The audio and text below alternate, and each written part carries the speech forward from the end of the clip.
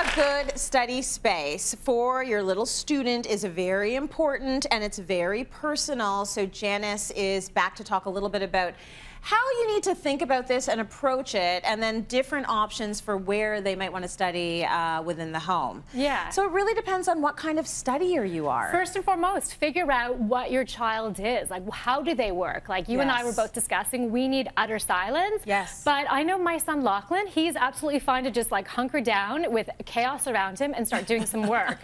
So you got to figure out what they need, and then you're going to create your zone around that. So we want to have, if they need distractions, or if they need silence, or if they need lights, like all of those things are really going to be critical. You want it to be a warm, welcoming space as well. So if you could create that habit of going back and back to that space and sitting down and focusing on your work, then you're going to be more able to come back and keen to come back and do it. So that's important, to create the zone. So crucial, because you want to start getting into a routine where they come home after school and they actually get right to their homework. And maybe when they're with a in snack. that space, that's an automatic reflex is to start doing their homework. For sure. And most of us would just assume that, well, there's a kitchen table right there. Just go study at the kitchen table. But what's happening in the kitchen? You're washing dishes. Maybe you're making lunches. Maybe you're getting dinner prepped. Things are clanging around. Maybe the radio's on. Maybe your kid can't do that. Like, can't study within that environment. So it makes sense to do your own little psychological survey on your child. Assessments, Yes, and figure out what they're about and how they roll, and then see which area of the house might be the best place for them to be in.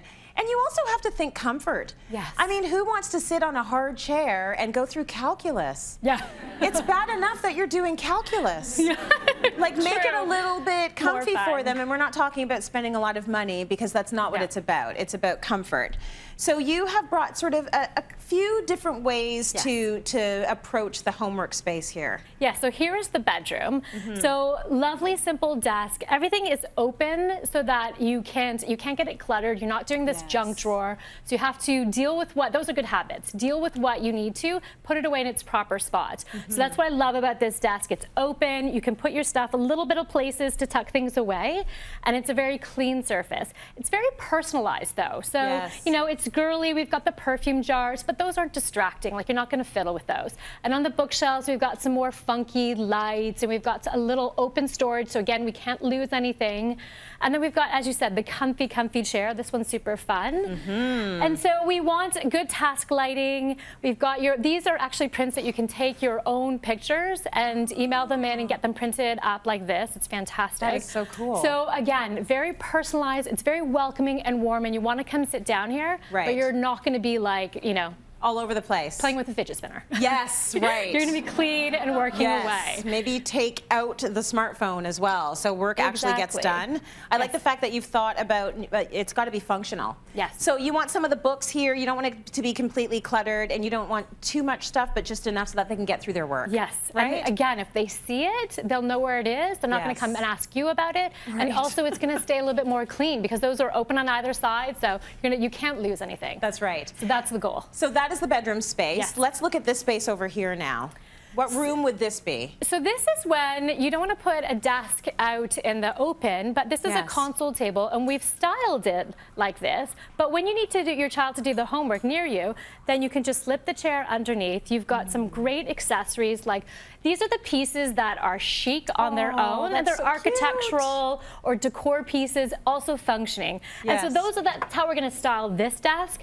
And you know, for doing your homework, you can do your water here or your tea, but then when you have it's evening time and you're not going to be doing homework, then you can set that up as a bar. We've got this great box over here that has got your little hidden spot. Oh, so you can tuck your pens or, you know, checkbook in here. And everything is, you know, tucked away. It's very clean, and it works well in your living room, but it also is functioning as a desk, because you just make a quick little change and you're good to go. So everything is out in the open here. This definitely doubles as a desk for mom and dad. Like, for the parents in the house, you would want to use this equally if you got to pay bills or you know, do some bookkeeping, or just to know where your little home office stuff is. Like, this would be great for pencils, paper clips, that sort of thing. Absolutely. But yeah, so you don't have to always be so like 100% desk desk, you know, chair. It can be a little bit more, you know, relaxed and also multi-purpose. Absolutely. Now let's think about the person that might be in a smaller apartment, a smaller house. Maybe they are a college student, maybe they're only home temporarily. You've got a solution for them as well. Yeah, so this is what came to me, because at my house, I totally, like, I work wherever the kids are. I'm like in the kitchen, or I'm like sitting on the floor in the basement, or I sit out on the deck. And so I always have like the stuff that I need with me. Yes. And then when I saw this is actually just a magazine holder. But I was like, oh, this would be perfect for your laptop, right? So you've got your laptop, you can pop it open whenever you need to. Yeah. You've got your pens and pencils, you've got your battery charger, your backup, you've got your speaker if you need to. Everything's right here. It's kind of like, and you can put your files away, like a mobile office. Yes. So if you are in college and you have a common area and you want to move down there, it's a little bit more than, you're not like always hacking around your knapsack. It's a little bit more, I don't know, like I would totally use this.